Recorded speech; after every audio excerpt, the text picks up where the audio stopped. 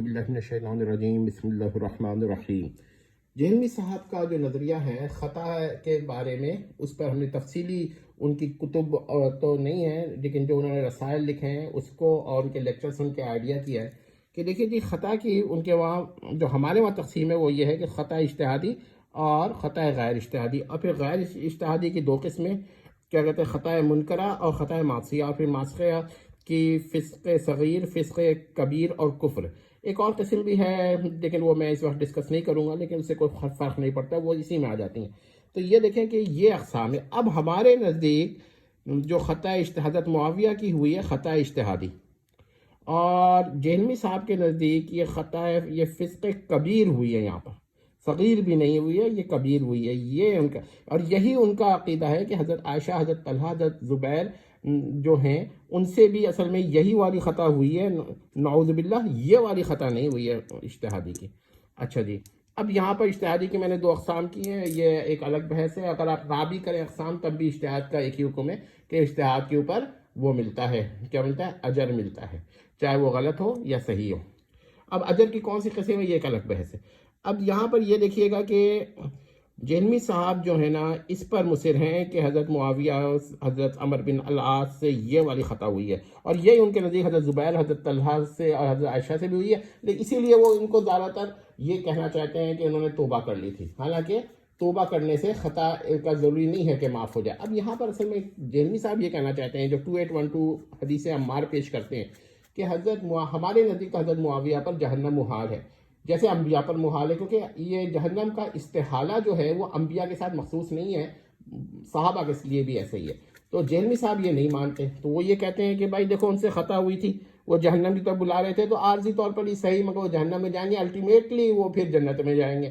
یہ جہلمی صاحب کا موقف ہے، لیکن ہمارے نزدیک تو ان پہ جہنم محال ہے۔ اچھا، اب وہ حضرت عائشہ وغیرہ کے بارے میں کہتے ہیں کہ انہوں نے توبہ کر لی تھی، تو جب تک وہ توبہ نہیں کی تھی اس وقت تک جو تھا وہ فسق کبیر تھا۔ خطا کون سی تھی؟ معصیہ کی تھی، اور فسق کبیر تھا، یعنی خطا معصیہ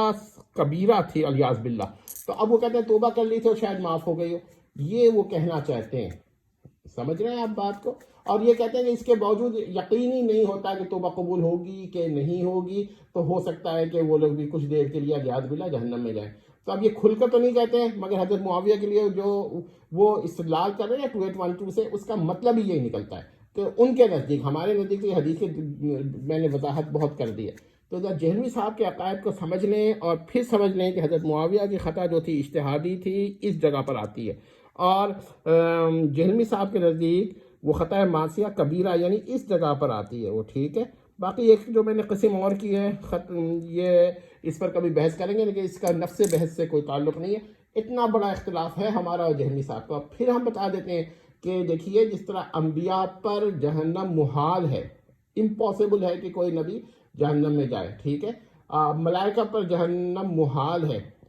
سمجھتے رہیے گا بات، اسی طرح صحابہ پر بھی جہنم محال ہے۔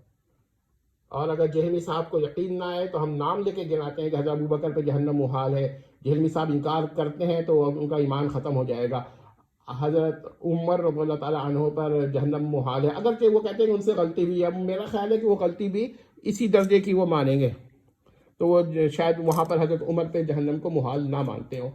ٹھیک ہے۔ اور تیسری حضرت عثمان پہ جہنم محال ہے، اور ان کی جو غلطیاں تھی وہ خطا اجتہادیہ، ہم تو ان کی خطا بھی نہیں مانتے، حضرت عثمان کی کوئی بھی اجتہادی خطا ان سے نہیں ہوئی ہے، جس کو لوگوں نے اجتہادی خطا کہا ہے، وہ جن لوگوں نے کہا ہے ان سے اجتہادی خطا ہو سکتی ہے، لیکن کیا ہے کہ جہلمی صاحب کو سمجھ لیں۔ اچھا، تھوڑی دیر کے لیے مان لیں کہ حضرت عثمان سے اجتہادی خطا ہوئی تھی، تو اجتہادی خطا کو خطا معصیہ ماننا یہ تو بہت بڑا جرم ہے، اور وہ خطا معصیہ اس لیے کہ جن لوگوں نے قتل کیا وہ تو اس کو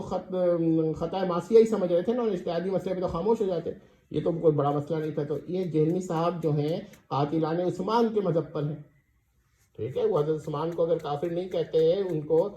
تو خطا اجتہادی پہ بھی ان کو بڑی تکلیف ہوتی ہے سن کر، ٹھیک ہے۔ اب آگے سنیے گا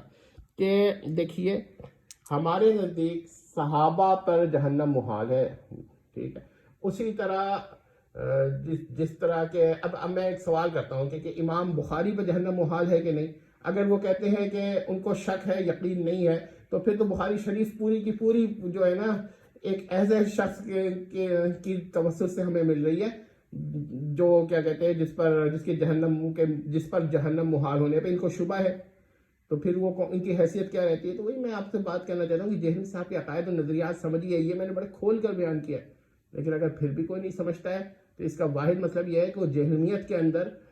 اس کا یا تو ذہن جو ہے اتنی دور تک نہیں جا رہا ہے، یا اس نے جہلمی صاحب کا مطالعہ نہیں کیا ہے، کیونکہ جہلمی صاحب بڑے عقل مند ہیں،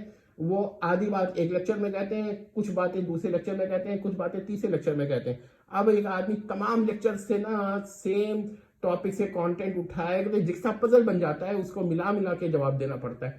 ٹھیک ہے، دیکھ لیجئے جہلمی صاحب کے عقائد و نظریات اب بھی یقین نہ آئے تو پھر ہم کیا کہہ سکتے ہیں۔ والسلام تمت۔